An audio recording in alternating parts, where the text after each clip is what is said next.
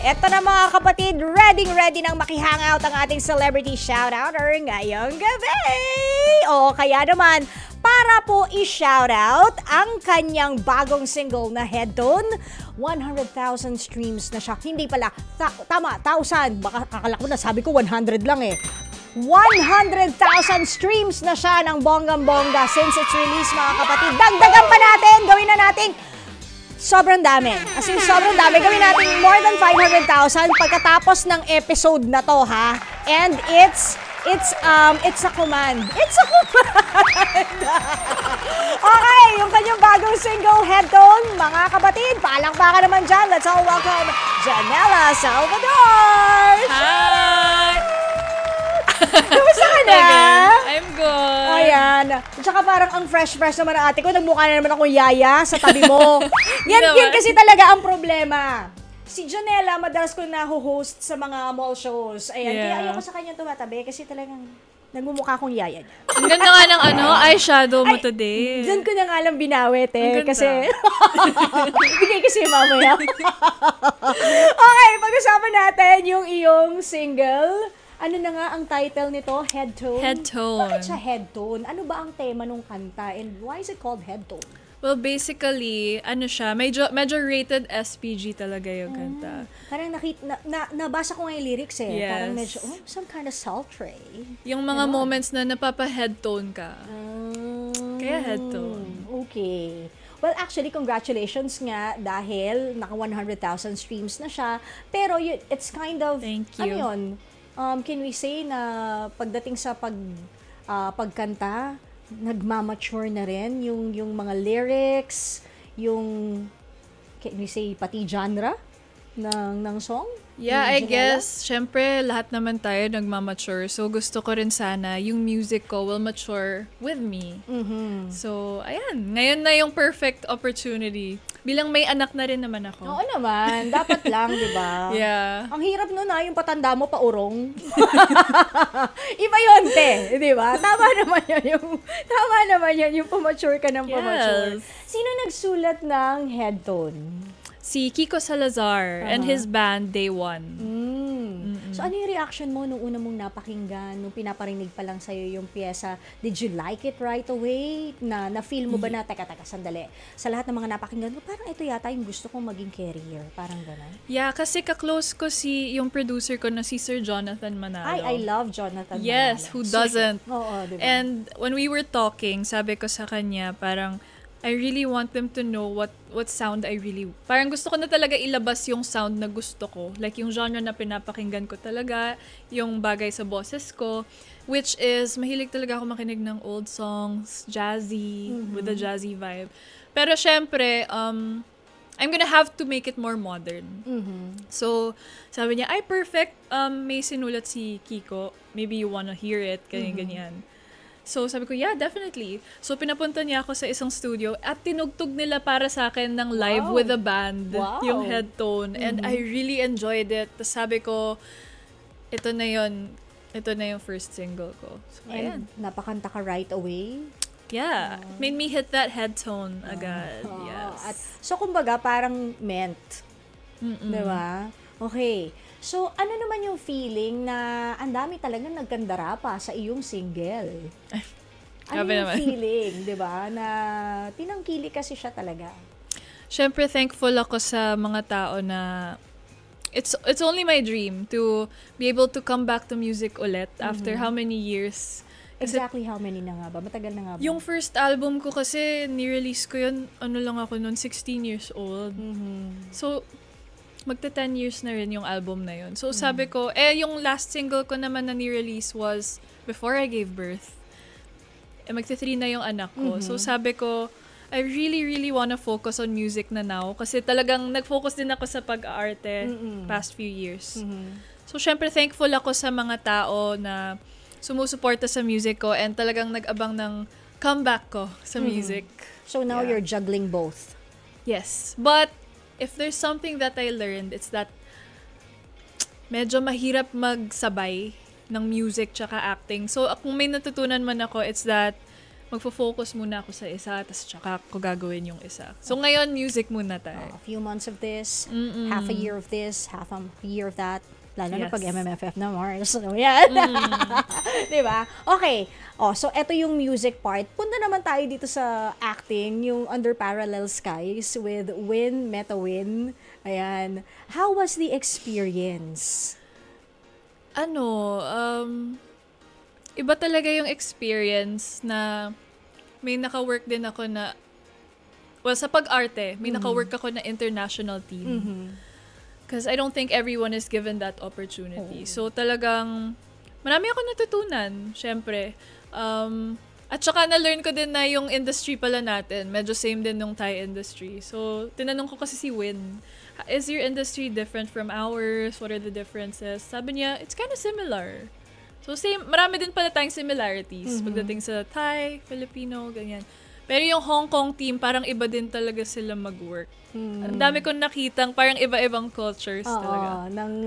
Kumbaga yung work ethics, no, when it comes to making movies. And I think because of that, it makes you grow more as an actress, diba? Kasi naa-apply mo yung mga natututunan mo from different cultures of the movie industry sa iba't ibang bansa. But speaking of natutunan, meron ka bang natutunan naman from Win na Thai na salita? Ano yung mga tinuturo niya sa'yo? Kung ikaw tinuruan mo siya ng medyo, sa movie, ano naman yung mga medyo naaalala mo pa, kung naaalala mo lang? Alam ko yung kiss, it sounds like shub, something like that. Shub. Tapos yung, ano nga ba? Kasi lagi ko sinasabi Aloy Mac, so baka magsawa na sila. Meron pa siya isang tinuro, yung baliw or crazy. Balo-plow. Ganun ang pronounce. Balo-plow. Iba kasi yung pronunciation nila eh. Balo-plow. So sa atin naman kasi di ba baliw? Baka mamaya mali yung pero parang ganun, balo-plow. Okay. And yung, it's still showing, right? Yes, it's still showing in cinemas nationwide. Ayan. Oy, manood kayo para masaya. Yes. At saka pag nanood kayo, dalhin niyo yung mga mahal niyo sa buhay at magdala kayo ng maraming tissue. Ay, nakakaiyak mo talaga super. Sige, basta magdala kayong tissue. Hindi mo tissue, tuwalya ang dalahin nyo, mga kapatid, para sure. Kasi yung tissue, papel yun eh. At least kung towel. Diba? Pwede mong gamitin ulit. It's environment friendly. True. Okay, let's go to the concert. Okay. Anong dapat nating i-expect from the concert? Yes, na-cancel kasi, hindi naman canceled. Actually, it was just moved. The date. Kasi, meron talaga kaming plan for the concert. So, before you can plan a concert, kasi syempre, diba, kailangan na-plansya mo na rin yung plano mo for your music. Na unfortunately, hindi namin talaga foresee na hindi namin masusunod yung plano for music. Isang single pa lang na-release ko, tas magko-concert na agad. Tsaka, marami talagang nangyari leading up to the concert na unexpected. And sabi ko, I don't wanna give the people a half-baked show. Tama. Siyempre gusto ko, first big concert ko rin to, so gusto ko mabigyan yung mga taong nag-aabang ng magandang experience sa concert. So sabi ko, I think we're gonna have to move it. So as much as, syempre, nag-sorry din ako sa mga bumili na ng ticket. I think ito talaga yung best decision. I-move muna namin yung concert. Hopefully September. Hindi, tsaka mas okay naman yon. Isipin na lang natin na come September or whenever, bongga na siya. Sigurado, mag-e-enjoy kayo. Smooth na. Oo, diba? Pulidong-pulido. Tsaka nagsabay din kasi syempre yung promo for this film. Akala ko kakayanin ko, pero talagang mahirap pala talaga na magsabay-sabay. Kaya, ayan na. Yan yung sabi mong lesson learned, diba? O, diba? One at a time, dahan-dahan, diba? Kumbaga at your own pace, diba? Yes. O, tsaka hindi pa naman tapos ang 2024, nasa ano pa nga lang tayo? April, diba? Tama. So, okay. Alam mo, dito, meron kaming tinatawag na hashtag sa True Love Notes. And you said nga, di ba, that when it comes to music, medyo nag-mature na tayo. Titingnan ko naman kung gaano ka mature. Nag-mature si Jonella pagdating sa pagpapayo. Game ka ba? Okay. May babasahin akong sulat. I usually give out the advice, but now, kung okay sa'yo, ikaw magbigay ng payo. Susundot-sundot lang ako. Sige, sundutan mo na lang. Oo. So, tawag nila sa akin Tita L or Tita Tita L. Laila. So, anong Okay. gusto mong tawag? Tita J. Tita J. O, sige. Tita J and Tita L. Eto na. Ano na tayo sa ating hashtag sa True Love Notes. Yan. Yan, may background music pa talaga. Ganyan. Tapos, Para ma-feel natin. Oo. Tapos, ano mo yan, medyo hihinahon. Okay. Sabi! Dear Tita L and Tita J, magandang gabi po sa lahat ng nakikinig. Palagi po akong nakasubaybay sa inyong programa. Ako po ay isang graphic artist sa isang advertising agency. Hindi man kalakihan ang sahod pero enjoy naman ako dito. May nililigawan po ako ngayon. Matagal-tagal na rin po akong nangliligaw sa kanya. About 6 months na rin.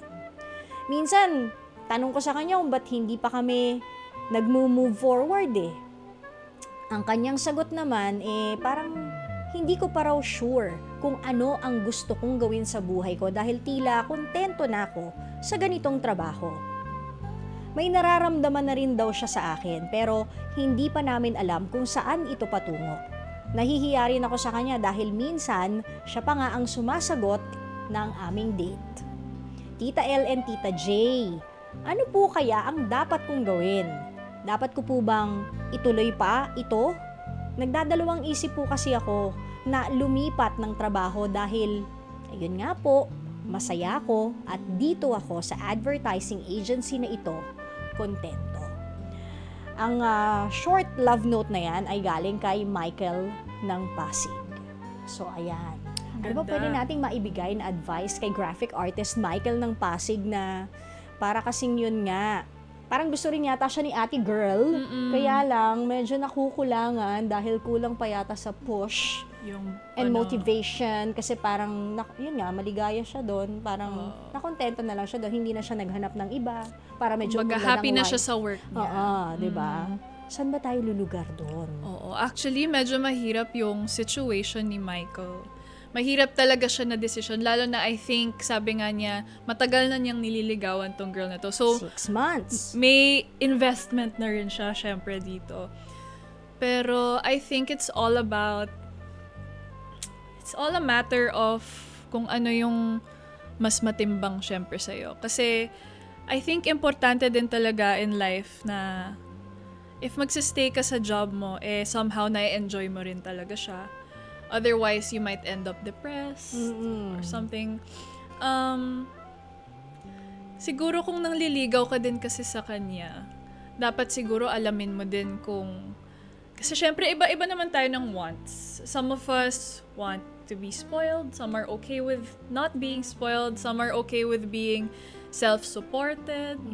Parang kumbaga iba-iba din tayo ng gusto sa buhay. So feeling ko, alamin din niya kung ano ba yung gusto, kung aligned ba sila nung nililigawan niya. Kasi baka si ate girl gusto niya, kaya siyang suportahan ng lalaki. Oo, kasi nga 'di ba, sabi nga doon sa letter or doon sa love note na dumadating yung time si ate girl mo pa yung nagbabayad sa date. And for some people, okay lang yun na magbayad sila, pero mukhang hindi siya okay kay ate na palagi siyang magbayad. Kasi yun nga yung reason na binigay niya kung bakit hindi sila nagpa-progress. So, baka kailangan niyang pag-isipan kung aligned ba sila. Kasi syempre, importante if you're gonna enter a relationship, aligned yung ano nyo sa buhay, yung goals nyo, aligned kayo in terms of finances talaga and many aspects. So, kung hindi niyo maayos yan ngayon, baka it will be a cause of conflict pa sa future.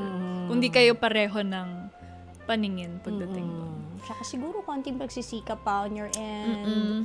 Kasi if you're really serious with ate girl mo, na nililigawan, pakita mo sa kanya, uy, teka lang sandali, kahit na dito ako nagtatrabaho, may ipon ako O diba? Kahit he can diba? prove. Oo. He can still prove to her na kaya niya. He can prove her wrong kung talagang kaya niya ding... Kasi syempre, when you enter a relationship, hindi lang sarili mo isipin mo, Oo, diba? dalawa na kayo. Yes. Diba?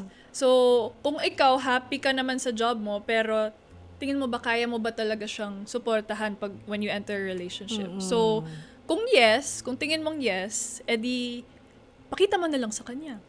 Yeah. Di ba? Konting effort din, Kuya Effort. Bells. Pero Yeah. yun nga, Michael, sana maging okay kayo ng nililigawan mo. At kung hindi man Yes. kayo magkatuluyan, siguro, ibig sabihin lang talaga nun, you really need to prove pa yung worth mo. Or you need to prove pa na porque hindi ko mo na ganito ang hanap buhay ko or kumbaga kontento na ako, no?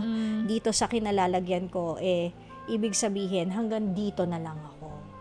Yon, 'di ba? Konting push pa siguro, konting aim pa sa goal para alam mo 'yon, baka yung promotion din kasi, 'di ba? Yun yung nakikita ko isa sa mga conflicts nila. Okay.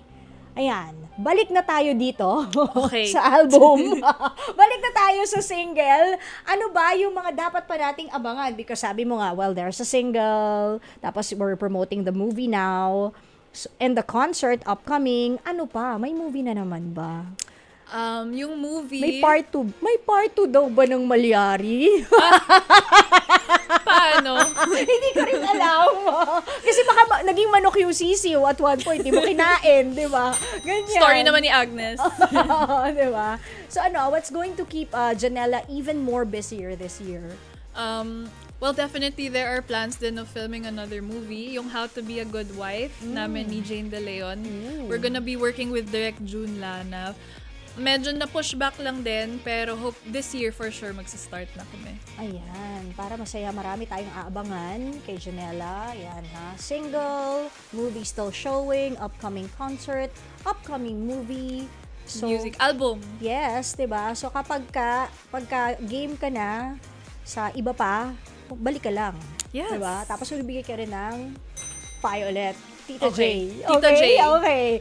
Medyo win off na muna tayo kay Tita J kasi back to Janela. Back to you, Janela. Ayan ha. Ikaw mo mag-i-intro ng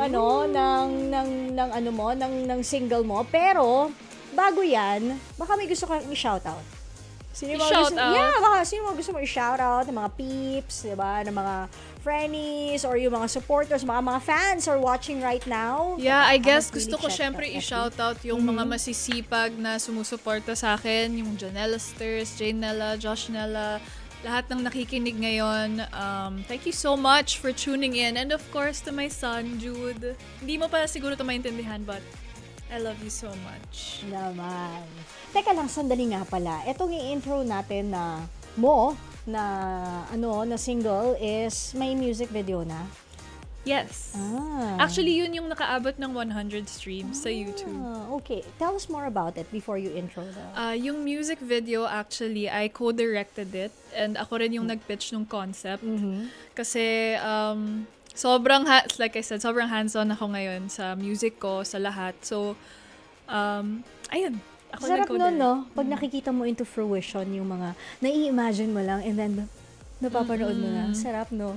Walang Sarap sa ibang feeling talaga. feeling. Lalo na pag na-achieve mo talaga yung gusto mo makita. Oo, diba? O sige, para mapakinggan na natin kung ano ba talaga itong head tone, ikaw na mag-intro.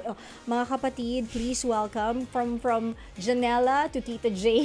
Paano ba mag-intro? Turuan mo naman ako. O sige. Okay. So ang radio station is 92.3 True FM. Okay. Dito tayo sa totoo. Okay. That's the tagline. Dito tayo sa totoo. You can start off with the time check.